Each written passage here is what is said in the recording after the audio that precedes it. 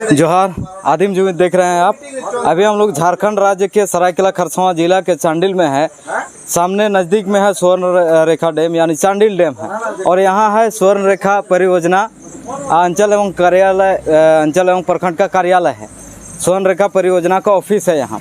और यहाँ आप लोग देख सकते हैं मेरे पीछे कि यहाँ चांडिल डैम से जो विस्थापित हुए हैं वे लोग यहाँ बैठे हुए हैं धरना पर। ये लोग यहाँ बैठे हुए हैं अनिश्चितकालीन आमरण अनशन पर बैठे हुए हैं। स्थान पुनर्वास कार्यालय चांडिल में। इस कार्यालय के समक्ष में बैठे हैं। आज तीसरा दिन है ना, आज तीसरा दिन है। इन लोग का आज तीसरा दिन है यहाँ बैठा हुआ है। आज शाम हो चुका है, शाम में भी आप देख सकते हैं यहाँ बैठे हुए हैं। और उसके साथ में यहाँ पहुँचे हैं इचागढ़ के भाग 2 के जिला परिषद सदस्य ज्योतिलाल माझी भी पहुँचे हुए। मेरा नाम है भैरव बनर्जी, गांव दुलमी। पूर्ण रूप से विस्थापित है हम। अच्छा, आप विस्थापित हैं, आप दुलमी गए हैं। तो आज आप लोग, आज तीसरा दिन हुआ आप लोग धरने पर बैठे हैं, तो किस विषय को लेकर आप लोग बैठे हैं? देखिए, हम जो सरकार लिखा हुआ है विकास पुस्तिका में 1 नौकरी और 25 डिसमिल जमीन, इसके बारे में हम लोग बैठे हैं। और जब तक मेरा ये जो लिखा हुआ उसको जो लिखे है विकास पुस्तिका में वादा किए हैं सरकार जब तक पूरा क्लियर नहीं होगा तब तक हम यही मांग करते हैं आप 177 पानी भंडार रखें। अच्छा, अभी कितना पानी का लेवल अभी कितना रखा है? अभी 182 है, 182 है। अच्छा, अभी इसमें बहुत दिक्कत हो रहा है। इचागढ़ जो है, इचागढ़ पूरा जलमग्न होके रहे हैं, डूबा हुआ है पूरा। और इचागढ़ के जो परिवार है, कुछ लोग हम देखे आए हैं, तो वो जो छात की स्कूल जो है, स्कूल के ऊपर जो छात है वो छात के ऊपर है। रोड में पूरा पानी भरा हुआ है। बहुत दिक्कत हो रहा है आने जाने में। तो हम भी देखे हैं कि वहाँ रोड जो इचागढ़ आने जाने वाला जो रास्ता है वो पूरा बंद हो चुका है, क्योंकि वहाँ पानी भर चुका है। और अभी उधर से नया रास्ता जो बना है उधर से अभी क्लियर नहीं हुआ है। तो वहाँ का लोगों को दिक्कत कितना है? वहाँ की दिक्कत तो बहुत काफ़ी है, क्योंकि देखिए जब तक मुआवजा जब तक है पूरा नहीं करेंगे तब तक ये अनुचित है पानी भंडार इतना रखना।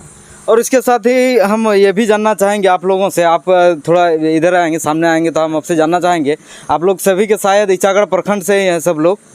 आप नहीं है ना? तो कुकड़ू प्रखंड से हैं। चलिए, हाँ।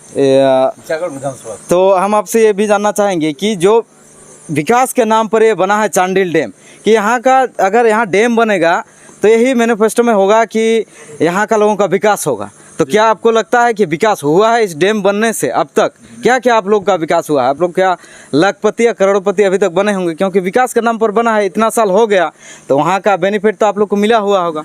सच्चाई क्या है? देखिए, ये तो विकास का होना चाहिए, पूरे विकास के जगह विनाश हुआ है।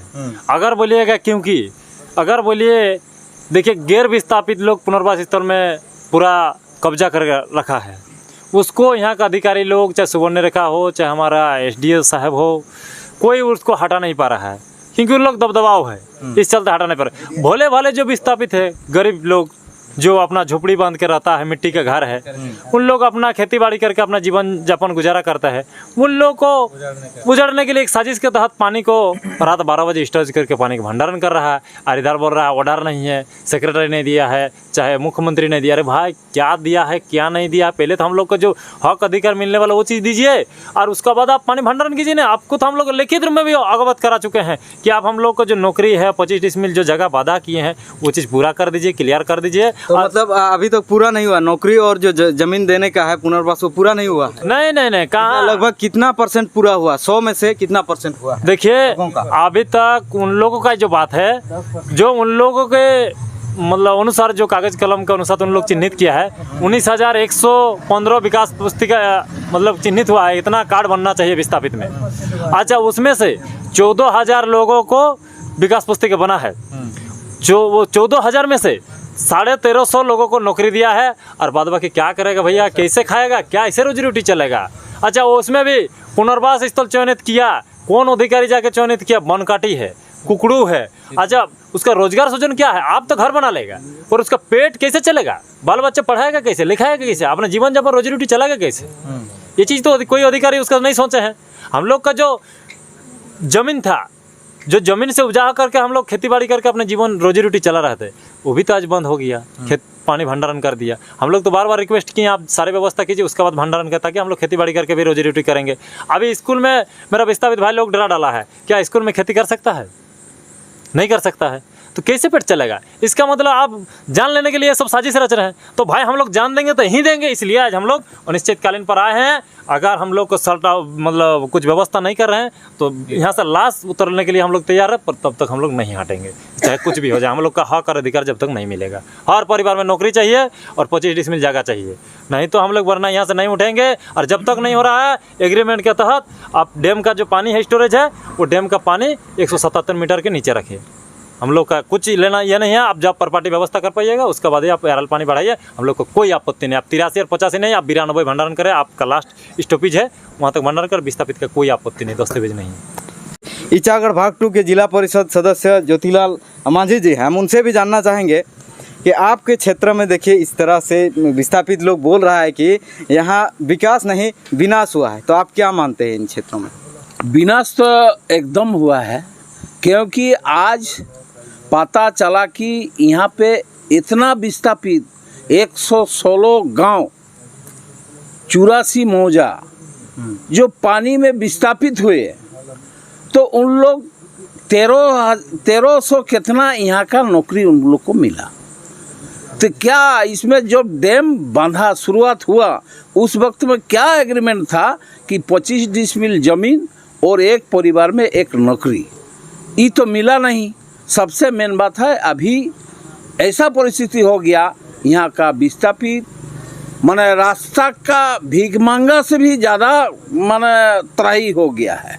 यहाँ ज्वलंत एक ठो मुद्दा हो गया कि विस्थापित अपना यहाँ माने मांगने का भी माने समस्या हो गया कि भाई किससे हम मांगेंगे।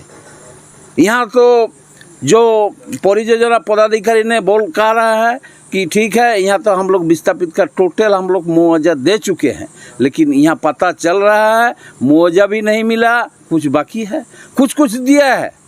मानिए यहाँ 5000 एकड़ उनको मिला है मुआवजा, और अभी उनको खरीदने अगर जा रहा है तो 2 लाख, एक डिसमिल में 2 लाख, 3 लाख, 4 लाख, 5 लाख रुपया भी नहीं मिल पा रहा है ज़मीन।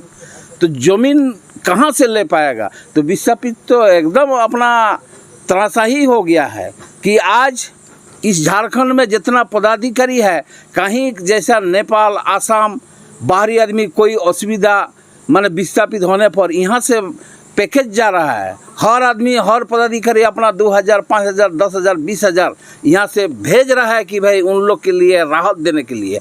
आज यहाँ विस्थापित अपना क्षेत्र में जो विस्थापित में पानी में डूब रहा है उसके लिए कुछ नहीं, उसको कुचल दिया जा रहा है, उनको पानी में डुबाया दिया जा रहा है। यही है इन लोग का नीति। सरकार का क्या, सरकार का गलती है? न यहाँ का पदाधिकारी का गलती है, न विस्थापित का गलती है, न यहाँ का बिचौलिया का गलती है।